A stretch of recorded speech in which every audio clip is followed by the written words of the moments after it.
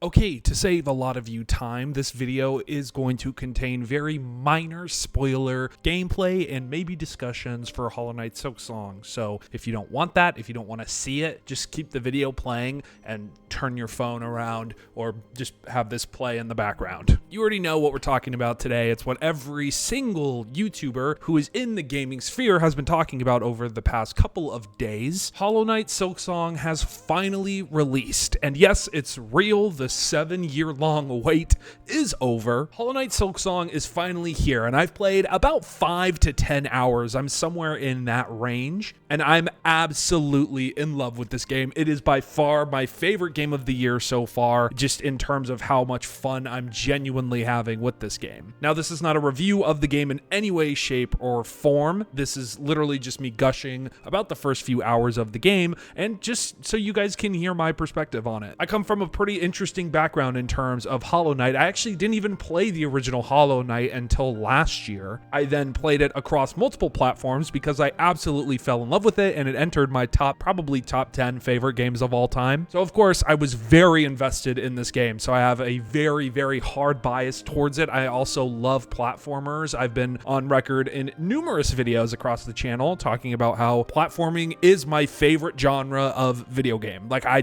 just love platformers. But it's funny because I don't like Metrovania type games. Like, I love platforming in its own shell, but I'm usually not a fan of harder games like Metrovanias or Dark Soul level hard games. I've definitely softened up to that over the past couple years from making videos, to be honest, and trying so many different games. But this game has taken over the internet. I mean, when this game launched, it crashed not only the Steam store, the PlayStation store, and the Xbox store. Game Pass was also having issues for some people. It worked really flawlessly for others. And it was glitching out my Nintendo Switch store on my Switch 2 until I just paid for it on my phone. But you could not pre-order this game, really. You could wishlist it, and then the second it dropped at 10 a.m., I think it was Pacific time? Whenever this game launched, it literally broke every storefront, like everything. And it was pretty instantly a hit. Like, it had 500,000 consecutive viewers within the first couple of hours, players, within the first couple hours of it being out. And that was on like the middle of a Thursday, right? Like, we don't even know the numbers across any other platform. All we have are the Steam numbers, and that's for consecutive players. Because if you don't know, Hollow Knight Silksong launched at $20, and a lot of people, including some bigger YouTubers who haven't played the game yet, actually purchased it just to support Team Cherry here. And of course, with anything fun and really big, there was drama because there were devs and really more reviewers coming out and just kind of blasting Silksong for not giving either A review code, or B, enough warning. Which, if you're one of those people, I'm sorry, but you're just kind of a bitch. Like, there's really no other way around it. You can't really just go through life expecting to get warnings or expecting bigger things to just move because you want them to. Sometimes you just have to take a back seat, check your own ego, and move on. It's very obvious that Hollow Knight Silksong was going to disrupt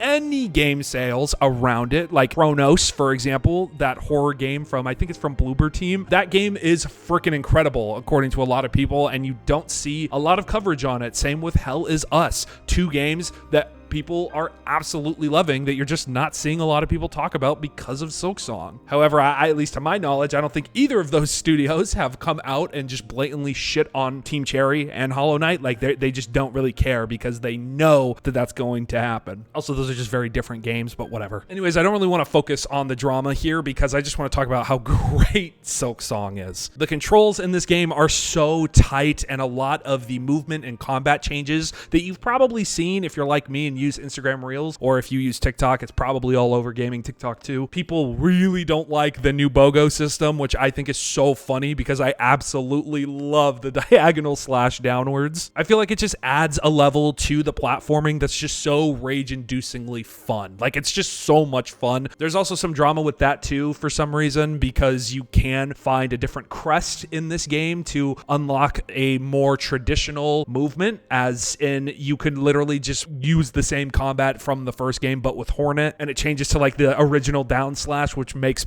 platforming a lot easier for some people. Hey, if that's what you need to do to progress with the game and feel better about it, go for it. I'm not using it personally because I like the challenge, but I'm not going to shit on you for doing that. And if you're shitting on other people for doing that, just stop, man. This is a fucking $20 video game. Who cares? Team Cherry obviously added it to the game for people to play, so just let them play. This game is too good to be shitting on other people for it. The soundtrack for this game is absolutely a banger too. Obviously the original Hollow Knight OST, one of the best I think we've ever gotten, and this game the same. Just the sound design in this game is so good. I actually really like that Hornet talks in this game. Like obviously in the first Hollow Knight, you are a silent vessel. You're kind of just a tool for the game, while Hornet has her own personality and it's bleeding throughout every interaction with different characters, and I just think it's so good. That was honestly one of my biggest fears going into this game, was that it was just going to feel off playing as an established character versus just someone that you can see yourself as. And personally, I love it. I think it's great. The graphics here too,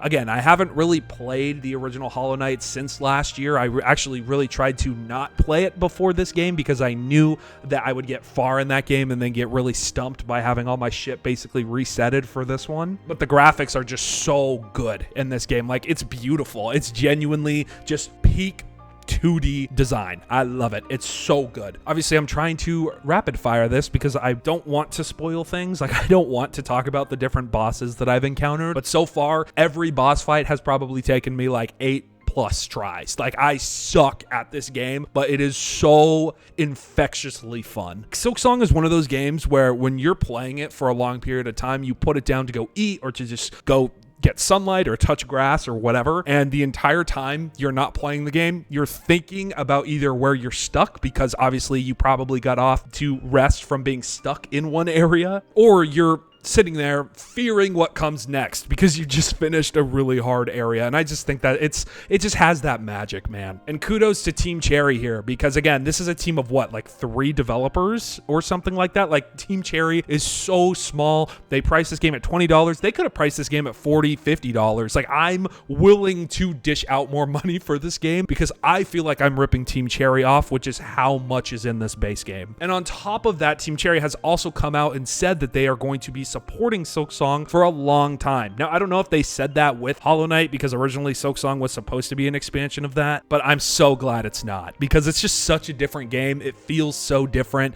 but familiar at the same time, and it's such an evolution, but not a revolution. It's just such its own thing, and it's so good. I think at this point, I still enjoy the original Hollow Knight more, but that game caught me so fucking off guard. Like, I was not expecting to like that game whatsoever, and I ended up adoring it, and I kind of knew that I was going to love this game going into it, so I guess there's just a factor there. I'm also not done with this game, and I don't think I'm going to be done with Silksong until probably the end of the year. It's one of those games where I'm just exploring every nook and cranny, and there is just so much to do. Personally, I feel like I should be about halfway done with the game, and I know I'm not. Like, every time I open the map, I'm like, holy shit, there is so much to do still. And if you don't understand the hype around Hollow Knight Silksong, or you tried it and it's just not your jam, that's totally okay too. This is a very different game for a lot of people. This is not going to be something that just your average person playing video games is probably gonna enjoy. I mean, shit, I think it was the same thing with Hollow Knight. Before it went on the Switch, the first Hollow Knight had, like, I think they said 1 million sales, which is still really good for an indie game, by the way. Don't get me wrong, that's still insanely good. It was just kind of chilling, and then they launched on the Switch, and it had like 12 million more sales after that. That's fucking insane. So obviously there's going to be a lot of average people that see the hype for Silksong, see the $20 price tag, and just jump on it. And I feel really bad for those of you that were expecting just like a game that wasn't going to kick you while you were down, because Team Cherry has a blast doing that in this game. And the last thing I'll touch on is, again, if you don't know Team Cherry, they did an interview with, I think it was Jason Schreier, right after the game came out or right before it came out. And they basically said that it took so long to get this game because they were just having fun developing it.